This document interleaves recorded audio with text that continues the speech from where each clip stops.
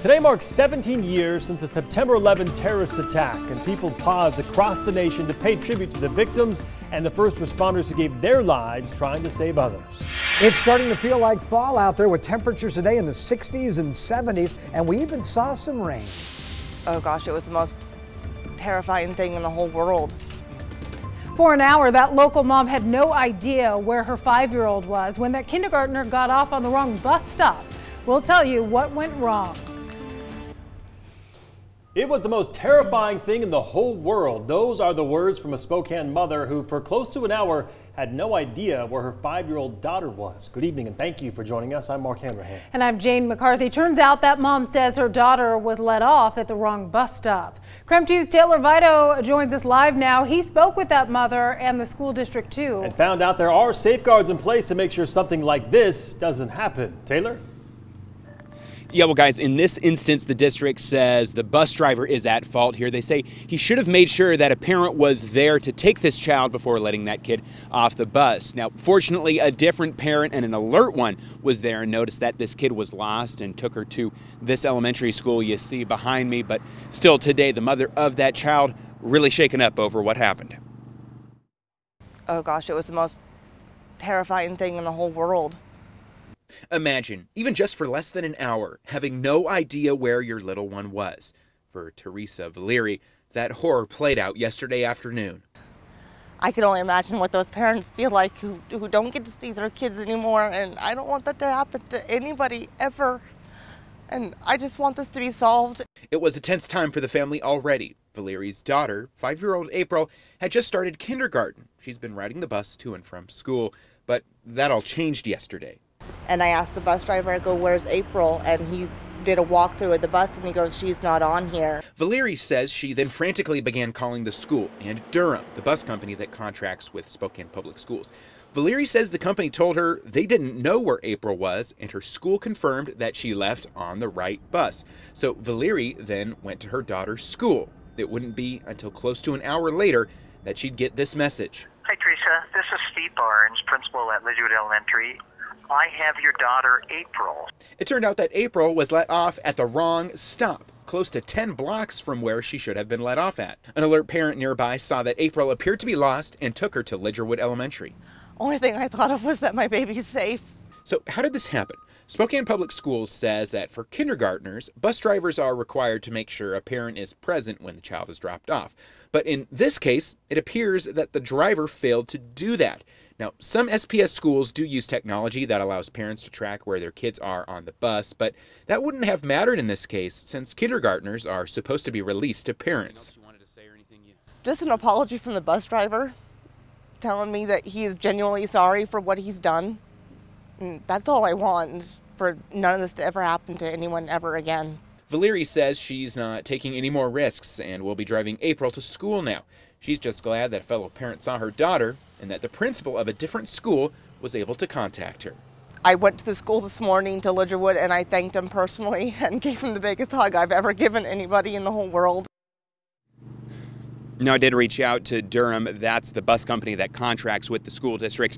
At this point, I'm still waiting to hear back from them, but that mother tells me that she was able to get in touch with them, and they told her that they are investigating this and that the bus driver in question was placed on administrative leave. But again, at this hour, we're still waiting to confirm that ourselves.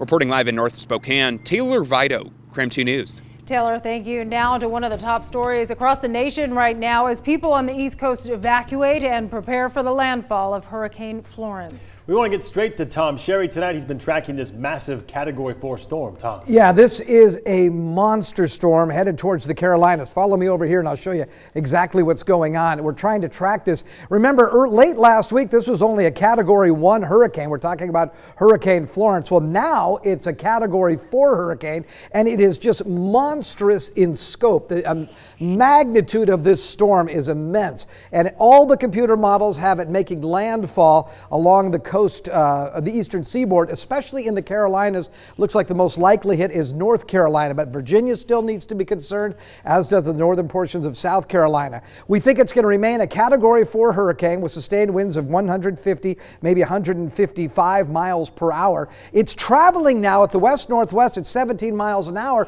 but we think once it makes landfall, yeah, it will decrease in strength, drop down to a Category 3, but it's going to slow way down.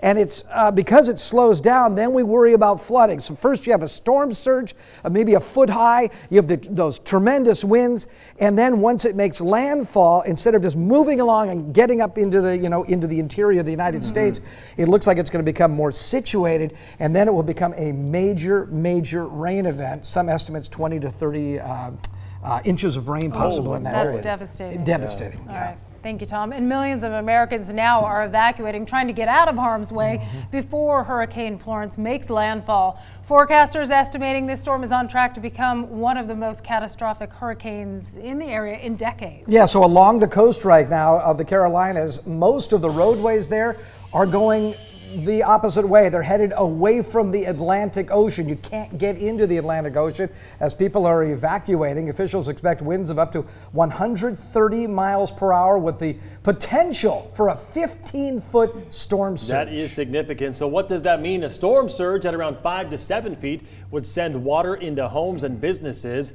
When that gets up to 7 to 12 feet, it would be enough to fill the first floor of a building, and then 12 to 15 feet put homes underwater. Wow. When it gets all the way up to 20 feet, the storm surge has potential to overwhelm the entire coastal cities, and that's a major concern for officials. As this system comes inland, it's projected to stall out, which means copious amounts of rainfall through the Carolinas, into Virginia, as well as many of the mid-Atlantic states. A Hurricane Hunter plane caught this video from inside the storm. You can see conditions in the eye are noticeably calmer, but forecasters say don't let that fool you. The latest reports show Hurricane Florence making landfall on Friday morning, and we'll certainly keep you posted. Wow. Turning our attention locally, cooler temperatures. A lot of us saw some rain today as well. Yeah, temperatures are supposed to be in the mid-70s. We were only into the 60s. You mentioned that rain. Actually, that's great for our air quality right now. It is registering good, and we're seeing some of that rain falling on the east slopes of the Cascades and up where those fires are burning. So all in all, this is pretty good news. Yeah, temperatures are cooler than they should be, but when you look at what the Carolinas are having to deal with, we'll take it. 64 degrees right now with wind out of the southwest at south-southwest at 11 miles an hour. Day planner forecast, little chilly tonight, down to 46. Could see a chance of a few showers tomorrow, mostly in the morning hours here in Spokane, but the northern valleys, you'll probably see rain at times throughout the day. We'll see highs in the mid-60s. I always look ahead to the weekend. I've got 65 with a chance of some early morning showers Saturday. Looks like Sunday will be the warmer day of the weekend, partly cloudy, and we'll look for a high of 68. All right, Tom, thank you very much. Well, it is bound to be an emotional week at Freeman High School, as this Thursday marks 1 year since the shooter opened fire inside the school.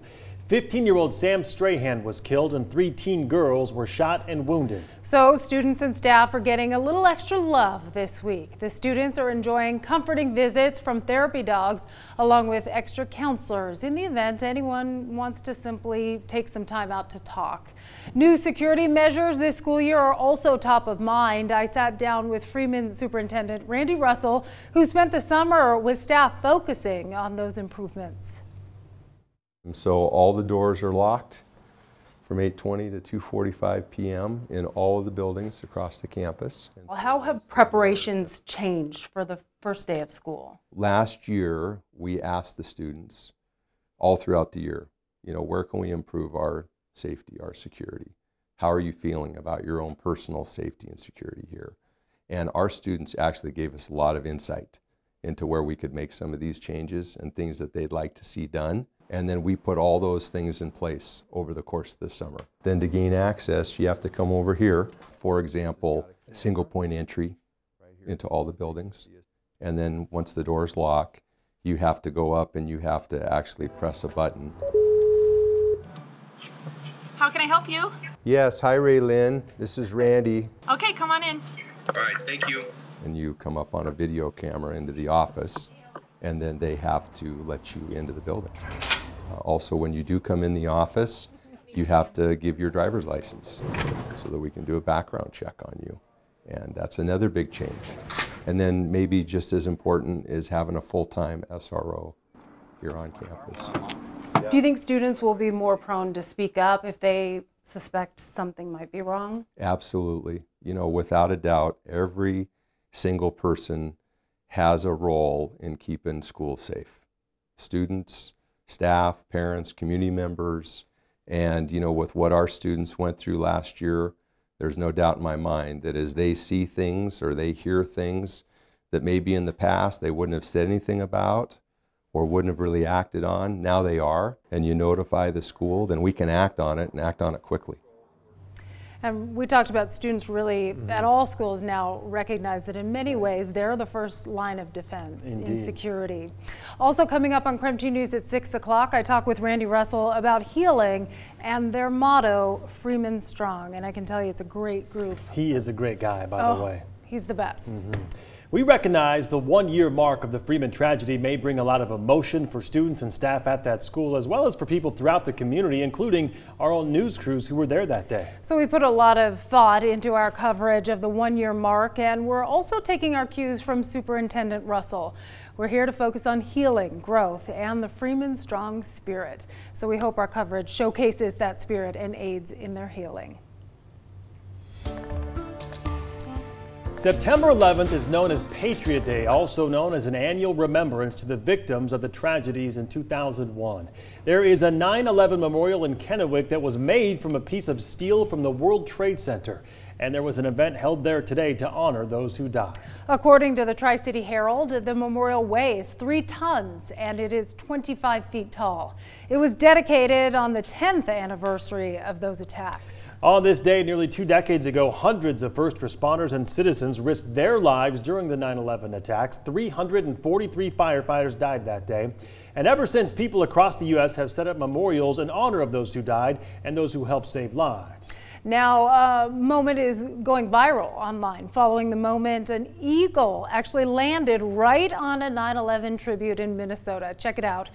People now calling this an awe-inspiring moment as the eagle took a little rest right on the top of the fire truck there. So members of the Andover Fire Department in Minnesota shared the video saying this moment was unbelievable and phenomenal. The Facebook video has now been viewed more than 1 million times since it was posted this morning.